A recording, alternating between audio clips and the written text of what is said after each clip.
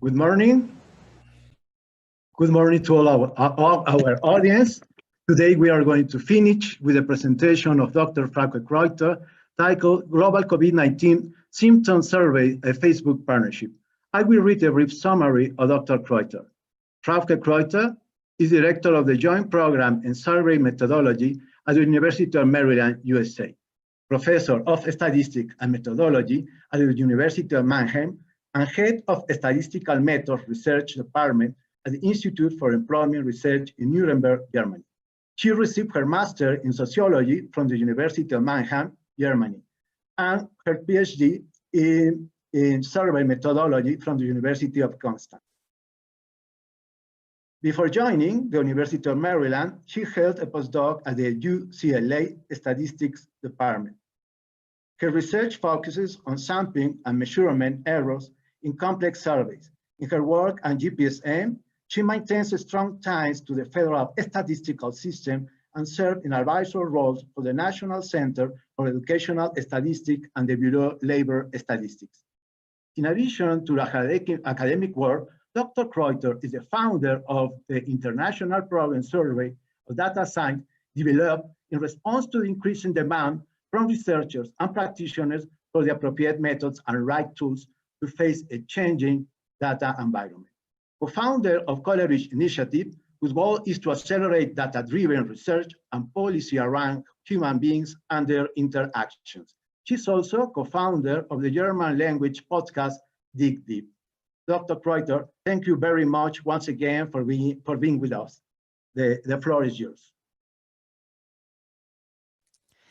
Thank you very much, Hugo. It's a pleasure to join this group here and talk to you guys. I would have liked to travel to Mexico, but this is second best, and I do hope that those in the audience and those organizing this conference don't hesitate to reach out afterwards to be in touch either about this project or about any possible future collaboration.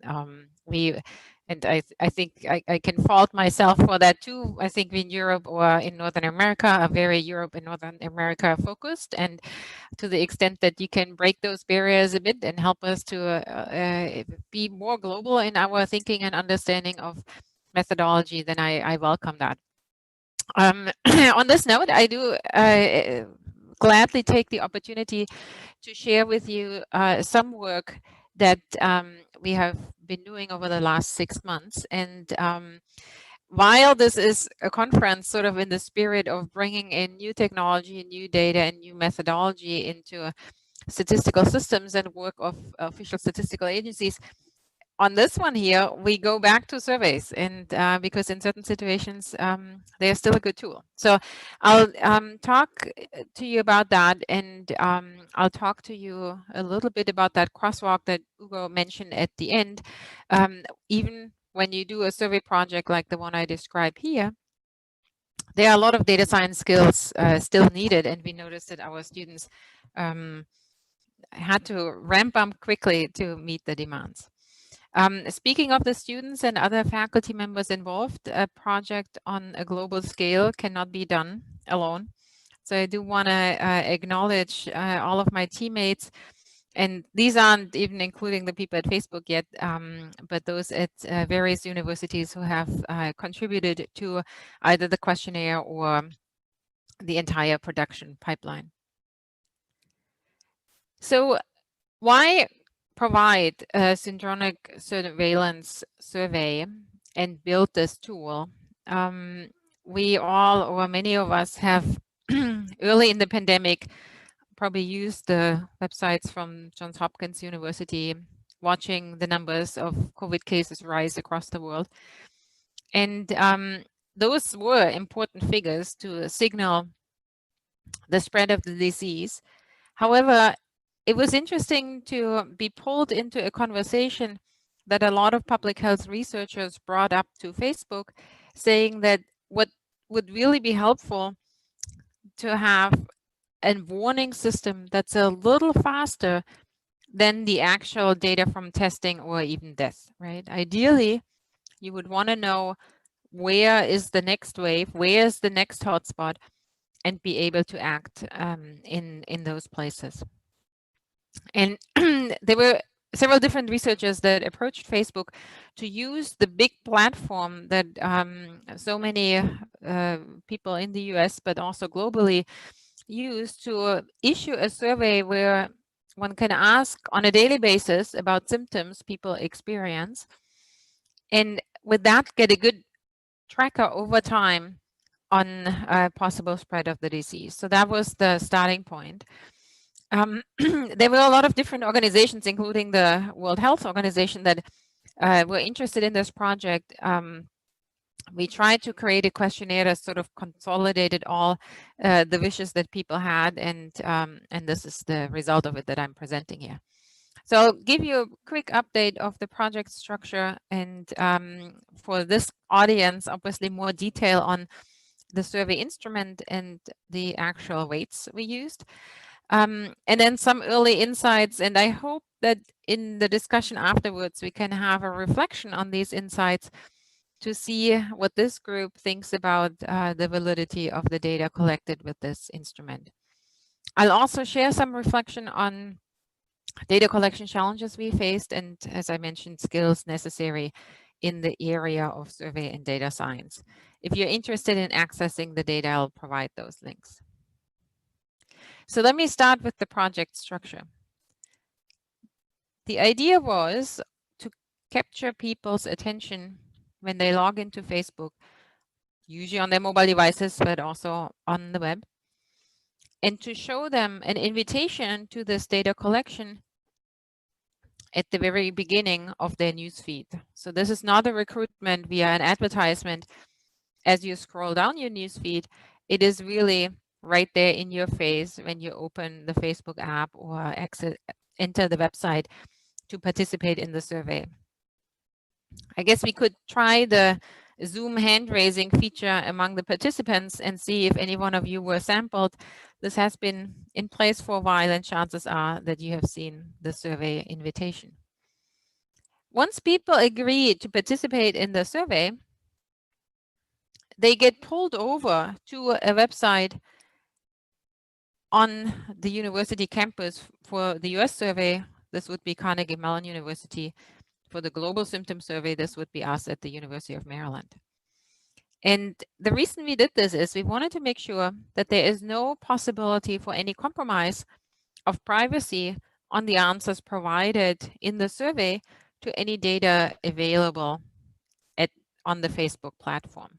So users are sent to the survey hosted on our online survey platforms, in this case Qualtrics, and Facebook never receives the responses from the individuals. All Facebook sees in the end are the aggregated data results that are shared publicly anyway.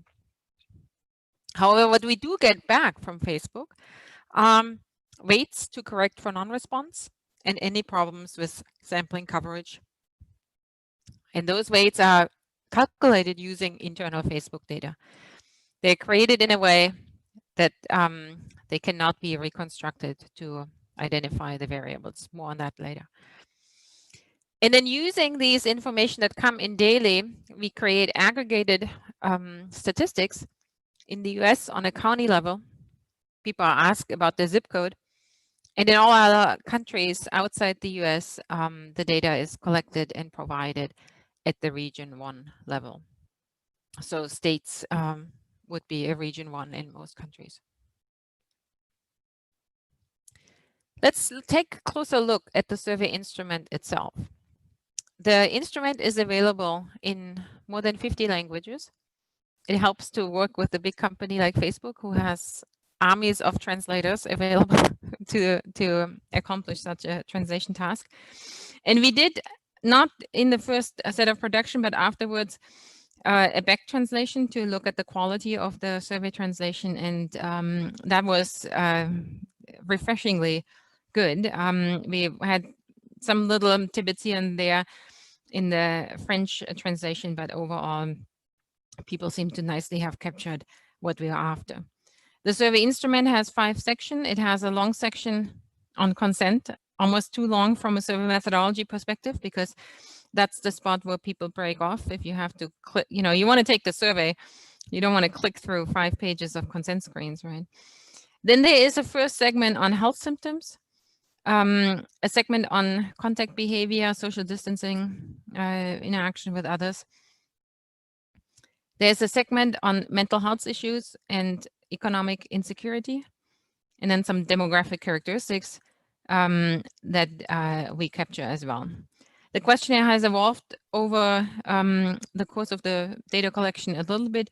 We're trying to adapt to needs and increasing knowledge about the virus. So, for example, the symptoms that we ask for have changed over time as we learn what symptoms might be predictive and different than the regular influenza. The US survey instrument is also translated in several languages and has by now very similar questions throughout. Initially, we started out with slightly different substantive goals and therefore had for the first few waves a different questionnaire.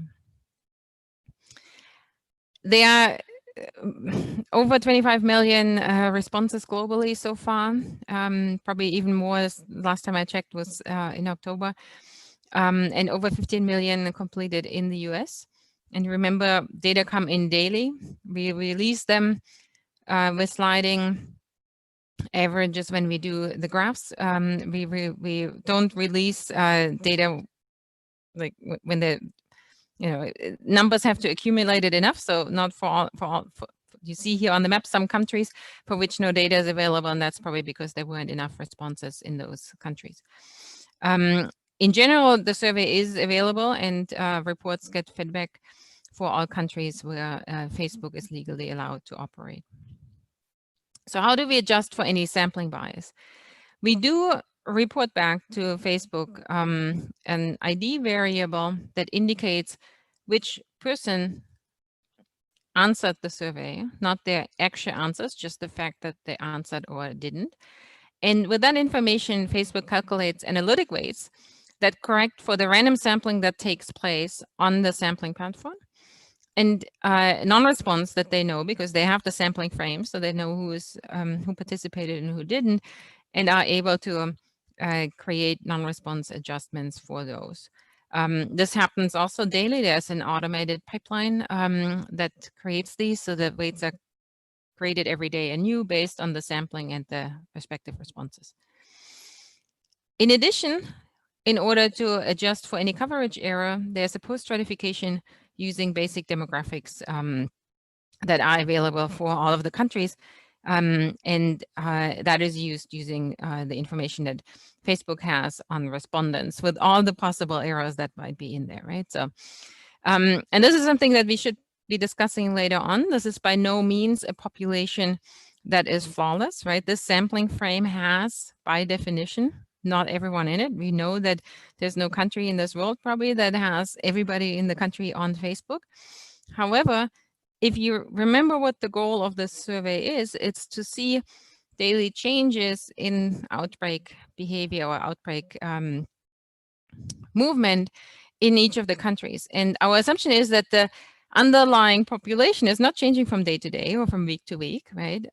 So the trend over time and the changes over time should be pretty reliable, even if the point estimates might not exactly reflect point estimates we would get from a different population.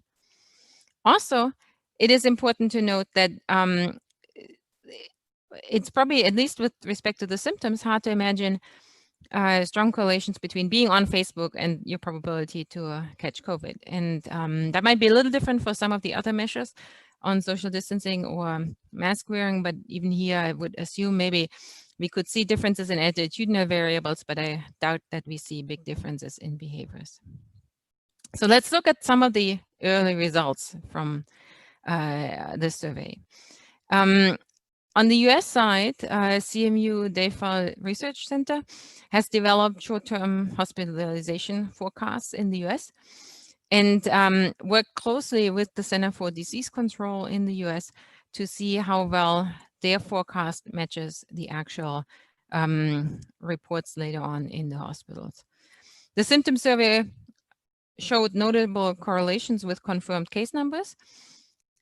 The correlations were done on a geographic level. And you see here on the right side, the confirmed cases that are available from public health authorities, and on the lower graph, the symptom surveys for metropolitan areas, Austin, Dallas, Pittsburgh, and San Antonio. We have subsequently for the US gotten very many additional ways or data to confirm the cases. Here you see stretches of time between June and July for the number of daily new confirmed cases, and as they're reported from the health authority on the right, and those from the Facebook symptom survey, which matches nicely. And actually, now that I look at this graph, we probably should have done the right picture a week earlier, since we assume that people develop these symptoms and it takes a few days for them to get tested. It's also interesting to see that there's a high correlation between the new daily case rate from officials and the COVID-like illnesses predicted by the survey. The correlation is particularly strong in hard-hit areas, and that was reassuring because that was the purpose. I personally have to admit I'm more interested in some of the behavioral aspects, probably because of my social science rather than health background. And we have, a number of institutions that have worked with the non-aggregated public use data for at least one of the surveys. And some of those organizations, including IHME in Washington State, they look at mask using behavior across the world and have created several reports on that you can find on their website. We also have some more detailed analysis and interactive map on the Social Data Science Center at the University of Maryland that allows you to see the development of mask wearing over time.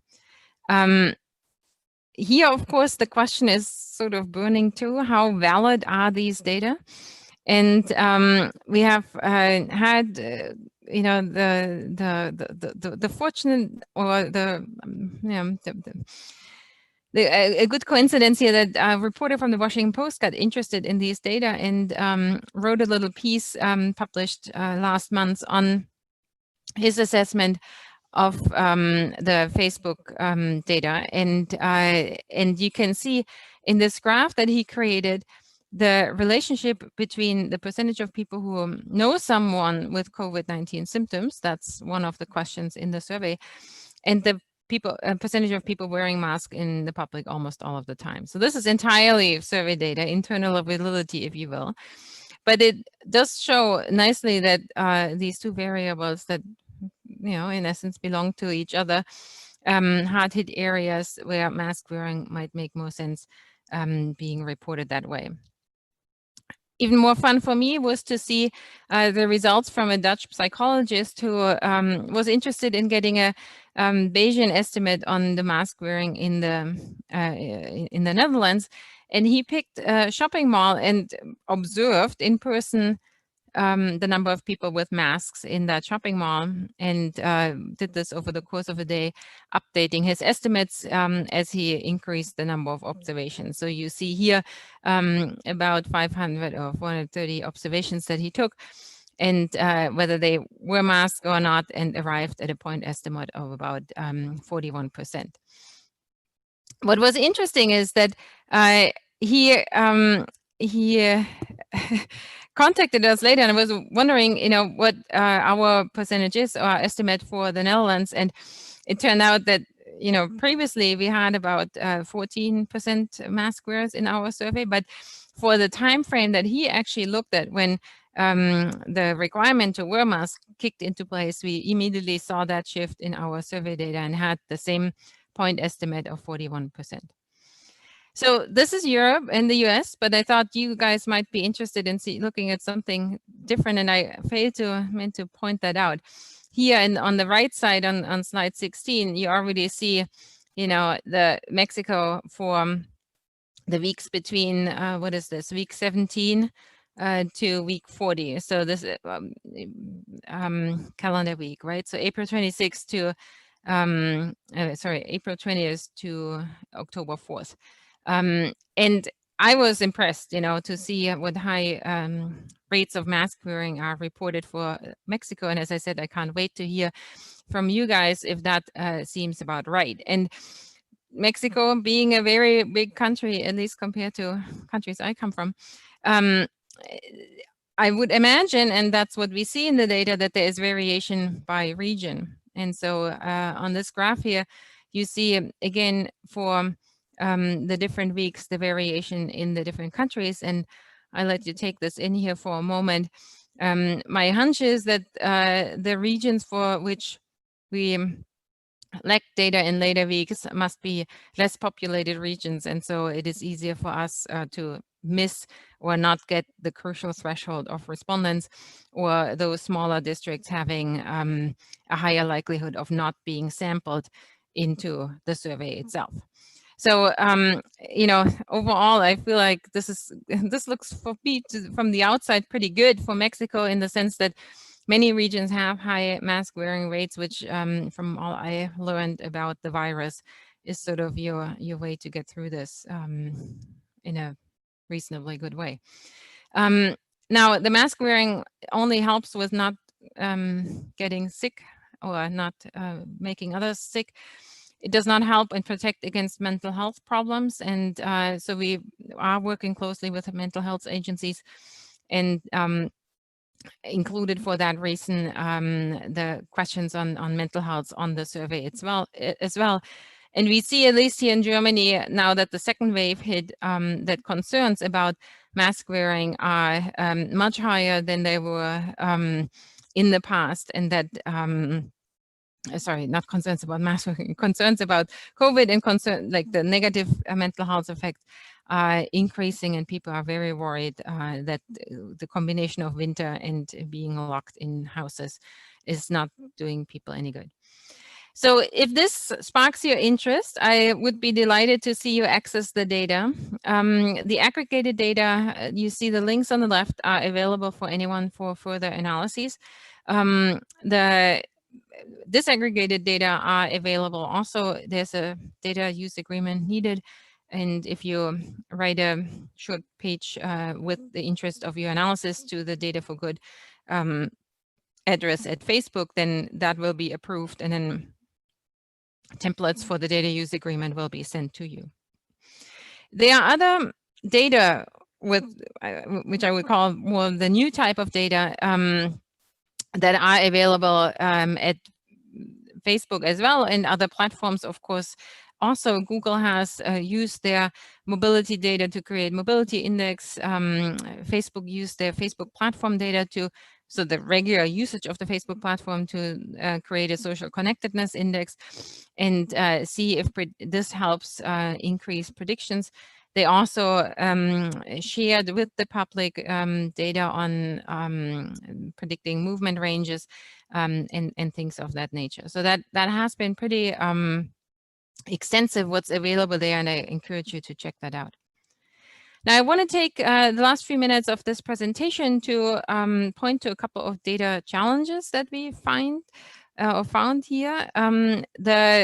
What we did notice is that you cannot do this alone. Like, taking survey data in on such a scale daily is just a lot of data pipelining work. The survey platform, the website platforms have, as we learned, suffered a bit from the strong load or the heavy load with the various translations needed. And I'm still worried that some delay is creating people to drop off the survey when they attempt to take it. It is also, of course, always difficult if you race against such a disease here and trying to get this started as quickly as possible. In hindsight, I probably would have changed a little bit the way we think of sharing the data to speed up the process and reduce the need for data use agreements. But the biggest piece was finding partners that help with the pipeline, so that APIs, automatic data exchange protocols can be created. And for that reason, I thought it's a good moment to share with you again the 2015 graph that we had put in the APOR task force report on big data. That, you know, data science, and this clearly being a data science project, really is a team sport. You know, we needed the domain experts that helped us correctly identify the really needed questions on such a limited amount of questionnaire space. We needed computer scientists that helped us set up the map, the automated data aggregation so that daily updates can be moved forward. And then, of course, a series of survey methodology experts that could help with the questionnaire and various statistics. But what's interesting for me to see here is that if we think of the new world of data that the National Statistical Institute think about, you know, in the past, we always had this situation, either experiments or surveys being sort of the main source of data we are using, well-designed, crafted, we knew what we want to do with it. And increasingly, National Statistical Institutes are interested on seeing what organic data can be used. We saw in the previous talk, photographs being used to inform social science research or decisions of sorts. And the same has been true for a while, right? Transactional data, social media platform data, administrative data as additional sources for social science research and National Statistical Institute needs. What this project had showed me, though, is that there are many situations in real life where the administrative data, in this case, the notification for an infection or the reports from the hospitals, you know, are fine, but they don't give a clear enough picture, or maybe not at the time that we needed. And it turned out that this combination of survey data augmenting the other resources was a good thing. So, you know, encouraging all the survey methodologists to still keep that muscle and remember that they are very much needed also in this new and changing data world. If you think of broadening data science skills, or when I see what was needed to create this project here, clearly it all starts with having the right research question, and that narrowed down very specifically, because only then can you make the right decisions on how to collect the data and how to report it. But, you know, in addition to that, you need a good understanding of the data generating process. In our case here, you know, the way people log into Facebook, the way the platform is used, the way people answer survey questions. And then what we lacked as survey methodologists and had to borrow as skills and learn from them, from the computer scientists, was sort of how to store and curate data that come in so fast at such high quantity. And, you know, our team is way too small to do all of the analyses. So this is, again, my shout out for you guys. If this is of interest, to use the data, produce the results, share with us the output that you generate. And hopefully this will be a useful resource to help deal with this global pandemic. If you're interested in acquiring further skills, we worked over the last few years not only in building the Social Data Science Center that I mentioned earlier at the University of Maryland, but also to build a series of training programs that can be accessed online. Now everyone is online, but we actually have been building this program for the last 5 years. So there are about 25 courses in survey methodology that run either 4 or 8 weeks that people can take even if they're not enrolled at the University of Maryland or part of any program. So if that is of interest, there's a website link here that will guide you further, or you can just contact me. And for now, I say thank you and look forward to your questions.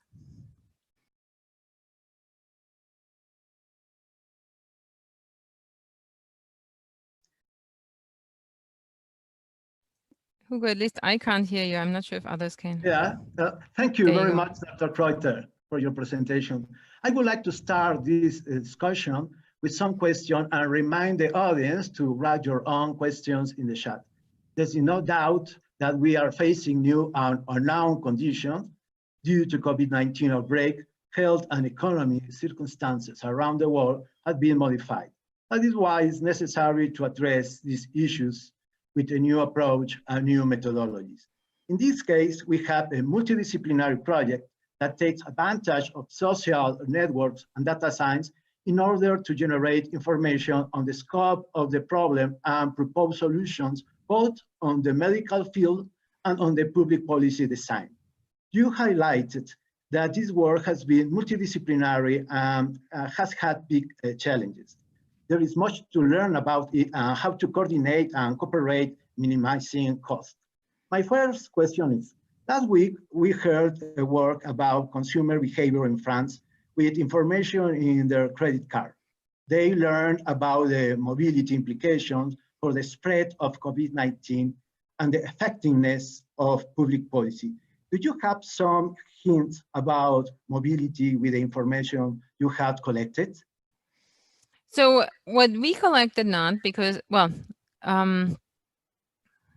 no, what we collected not because we have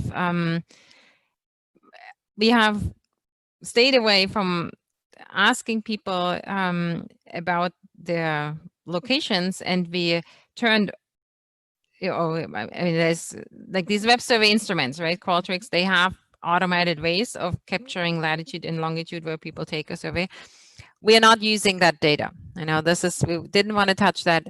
We said we want to work on a higher aggregate level with respect to the areas that people sample, and we rely on self-reports in this case. Now, this said, Facebook has done that, right? The other aggregated data that I showed, if you go to the Data for Good platform that Facebook created, you see other products that they created from the basically mobility signals that they get from when people use the website. So a similar idea, I guess, to the transaction data, that you take the secondary information to a transaction and turn that into a piece of information. I do want to say, though, that from an ethical point of view, it's sort of interesting to watch what's happening there, because if you think of you know, data privacy discussions that people want to, you know, they want to be informed about the use, and they're fine to provide the data. When I have a credit card transaction, I'm not planning to tell anyone about my mobility, right? And the fact that we are using it entirely out of context is sort of an interesting ethical challenge that in difficult times like these, you know, we might think of needing to, you know, tilt the trade-off in that direction. But yeah, I think we shouldn't overlook that tension. Excellent. Thank you very much, Dr. Kreuter. I would like to know, according to your experience, what are the main challenges to deal with information that comes from social networks? What are the risks and the benefits for society? And in addition, how can this private information be used, for example, in statistics institutions like INEGI, the Mexican Statistics Bureau office?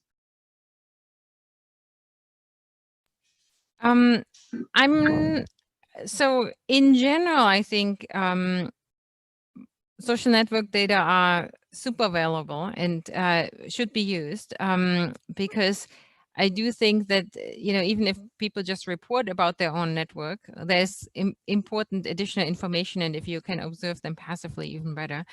I think it is helpful for any statistician to think of networks as a unit of analysis, whether this is transportation networks or people networks or what have you.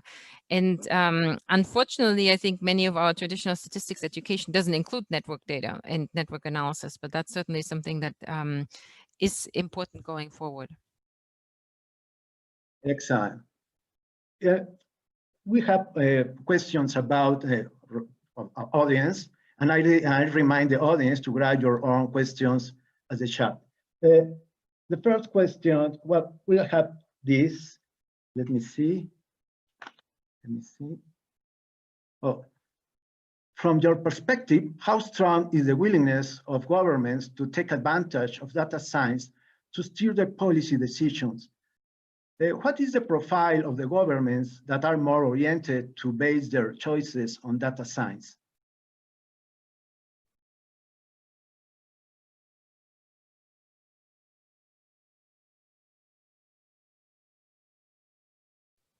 Hugo, I'm not entirely sure if I heard everything that you said. There was a disconnect here for a second. Can you repeat that question? Of course. From your perspective, how strong is the willingness of governments to take advantage of data science to steer their policy decisions? What is the profile of the governments that are more oriented to base their choices on data science? I haven't made a survey of governments on their willingness to use data science, but from what I observe is that I mean, if you look what the UN does, or the OECD and any place where national statistical institutes come together, it is my impression that they're all eager to use this methodology, that they are often challenged by having the right people on their teams, and that they really need sort of on-the-job training, where they can use the people they have, skill them up, and add the missing pieces to their already existing workforce. It's too hard for them to compete with outside companies, for example, for people with those skills. Excellent. We have other questions. Hello, there are, let me tell you, suspicious absence in this survey, like China.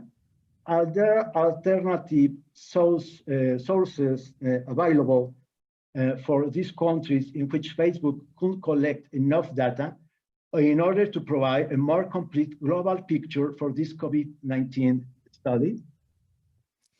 Yeah, so China is absent because Facebook is not allowed to operate in China, right? So they have their own social media platforms, and so we can and are not allowed to work with them. Same is true for Iran. There's, not because of Iran, but because of the political situation in the US, this is a country for which we cannot collect and report data. But I think this relates back to the earlier question on sort of national statistical institutes and how to think about this.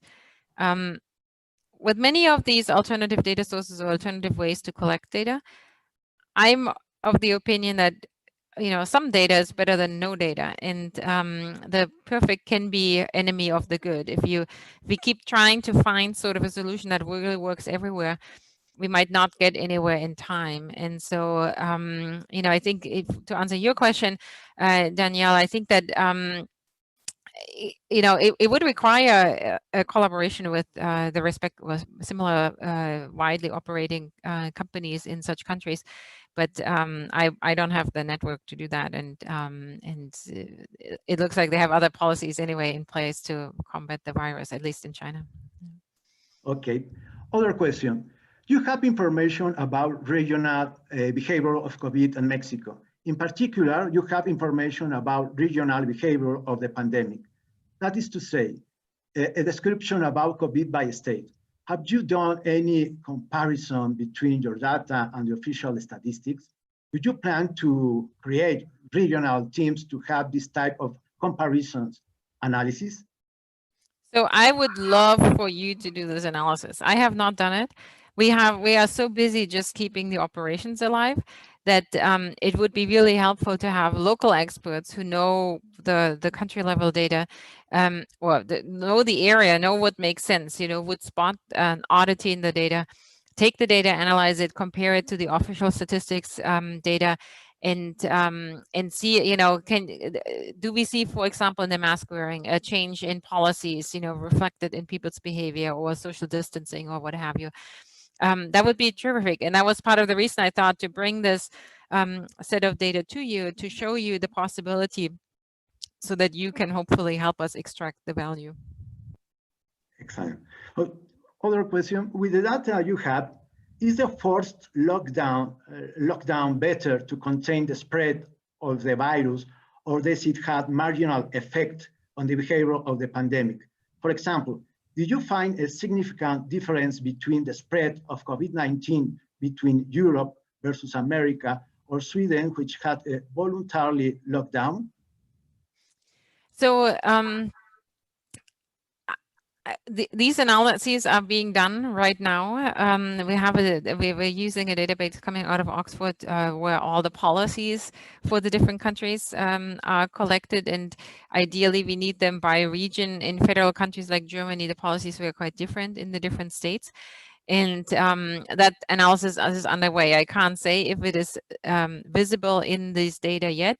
I have seen other data from Germany where the indication is that it might be. The problem is to really have a causal analysis, you need to make a lot of assumptions. And, you know, like any causal analysis situation, you know, well, a real life situation here, what people are doing is they're doing a lot of measures at once, right? So knowing what the effect of one individual measure is always pretty hard. In Germany, we have seen that the anticipation of the lockdown already changed behavior quite a bit in the early wave. And so, you know, you don't see in the data necessarily the effect of the lockdown, but if you look at the behavioral, yeah, I guess the behavioral data from the Google mobility maps, it's visible that this already happened a little bit prior, you know, in anticipation of this lockdown coming into place. Excellent, thank you very much. Are the sampling mechanisms and methods for weight calculation public? Yeah, so there is a paper that Facebook published on the weighting, the sampling and weighting scheme. And they describe the methodology they use. What they are not describing is in detail exactly which variables go in there and what the categories are for each of these variables. And that is to protect people's privacy. We wanted to make sure that there's really no way that one could reverse engineer any characteristics about the people out of these weights. Other question, you talk about mental health. Which have been the most striking findings about it? Which type of public policy is needed? That's a tough question. I need you to look a little bit closer at the work that's coming out of Johns Hopkins Group for public health, led by Elizabeth Stewart, my colleague. She's focused on the mental health aspects. One interesting thing that we saw, not necessarily from these data, but also others, is that there's clearly an issue for people living alone. That, you know, I mean, a lot of attention has been paid to people with children that are locked down and, you know, have the childcare stress on top of work stress and whatnot. And a little bit overlooked were the people that live alone, and that's certainly, I think, in the second wave a point for attention, because there too we do see the strong effect on their mental health reports, and it makes sense if you think about it, right? That might very much increase the sense of isolation, and even if you have fights with your roommates or housemates, a fight might still feel more like a human interaction than only being on screen with everybody. But I'm not a mental health expert, so I would need you to defer to those. Other question, and the comment is that maybe the survey should be available to everybody, not only at a random way. What do you think? So this is super interesting. There have been actually a lot of data collections worldwide that were available to everybody. So if you look at MIT or Stanford, or, you know, here in Germany, the WZB in Berlin, you know, they all put out surveys very early on in the pandemic, and basically anyone could go to the platform and provide their information, and could do so repeatedly, because it basically was an open thing and people would be able to enter. And I think that I'm worried about analyzing those data, because then we have no idea of who it is that participated and how often an individual person would answer these survey questions. So I think that this random sample, you know, while it's not from a fully complete population frame, at least assures some reliability and validity of the data. Well, I guess in this case, more reliability than we would have with these voluntary surveys. Excellent, thank you very much. What are the institutional conditions that are required for any country to effectively exploit the use of data science? What is the relevance of having an independent statistic bureau office? So this is interesting, because, you know, there's a lot of movement on what's called citizen science, right? Everyone access to data, and using that more. And close colleagues of mine, they sort of say, well, do we really still need statistical offices and the like? I do think that they provide tremendous value with their fine-tuned sense of looking at data quality. And so there will always be a role for benchmarking data, for being clearinghouses, if you will. But I do think that it is necessary to open up a bit and have more collaboration between the National Statistical Institutes and other, either individuals or research institutes that use data or data science techniques, and sort of explore pilot projects, see if they work, to have a signal on what's going on in the population, even outside these extreme situations as we have right now. And then once it's feasible, they can take that in-house, and do more with it. But I do think they have an important role. Also, like a good role model, I think, is Statistics Netherlands, who has really taken sort of a newsroom approach. They just want to make sure they are front and center in the conversation between the public and data about the country. And so they put out interesting statistics every day. They put out explanation about these statistics every day. And so I think we can, we can play a big role there in translating data to the public. Okay. Other question. Very interesting to explore opportunities, for example, or UN statistical community. How we can use this data? I'm not sure which data you mean in this. Let me see if I can. For example, UNICE or UNIP, you explain about other organizations that use the data that you make. Oh, for this particular symptom survey, any government organization or academic researcher can have access to the data. So there's nothing. Well, yeah, I guess that is, they're using them all very differently. So it's hard for me to tell how that is done worldwide. There is other opinion. It seems the rate of mask wearing for Mexico and states is overestimated. What do you think? So this is great. I was hoping that we launch into this discussion.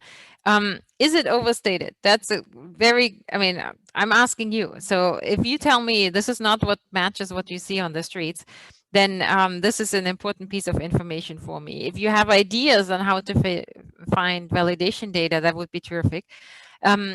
We have heard, or people ask us, if we assume that there's a social desirability bias, like any survey and self-report might suffer from.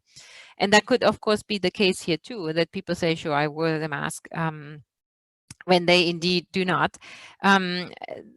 So I'm curious to hear that. Of course, we should jointly look at the data and see at the exact wording. I think what I showed you were the graphs of that combined the categories mask wearing most of the time and all of the time. So if you look at all of the time, that of course would be a lower threshold. But yeah, if you have ideas on other sources, even small scale ways of data collection like we saw in the Netherlands to validate these data, I would love that. Excellent. Other question. Once the team have developed this model and tested usefulness, always bearing in mind that it has the self-report bias, it is possible to use it to understand other problems. Some advances related to the study of mental health you have already shared. Are you considering addressing issues associated with unemployment and other important consequences of the pandemic? Yeah, so Sergio, this is a good point. So first of all, I want to make one more comment on the mask wearing, right? So even if the absolute rate of mask wearing is overstated because of social desirability bias, then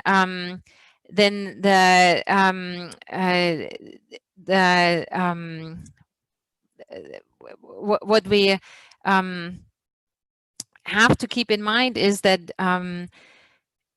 what we're interested in is looking at the development over time, right? And so the social desirability bias this week might be just as biased as next week, and the development over time might still hold, you know.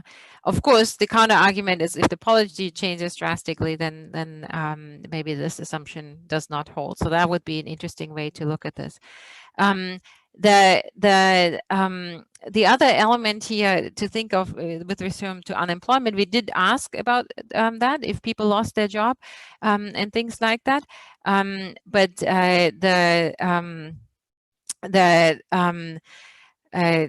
haven't analyzed these data. Thank you very much, Dr. Kreuter. Dr. Kreuter, can you give us a brief conclusion to close this panel? I have other question. Excuse me. Do you believe Facebook will be willing to work with the statistics community or similar survey-based approach, but in other areas than COVID? Yes, I actually know for a fact that they do. They work with the World Bank already for a couple of years to use this kind of instrument to assess sort of participation of females in the, you know, as in entrepreneurial activities and things like that.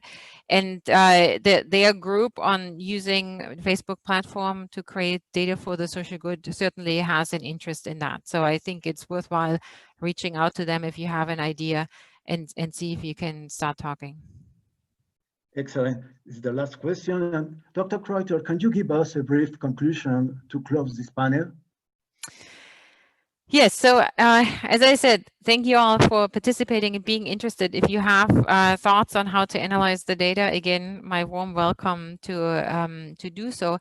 I can only encourage those on the call who feel like, you know, data scientists, this is other people but me, reach out and learn some of the skills. It's within reach. I've trained a lot of social scientists and economists and what have you to acquire these additional skills on, you know, moving big pipelines of data from one set to another, or to use machine learning techniques. It's, you know, it's not that hard to get there. So, you know, just think of yourself as a data scientist going forward, and then you acquire the skills on the way. Well, thank you very much, Dr. Kreuter. We have run out of time. Nevertheless, we could continue this excellent discussion. I would like to thank Dr. Kreuter for her participation, as well as all the audience we have today in this event. Thank you very much. Thank you.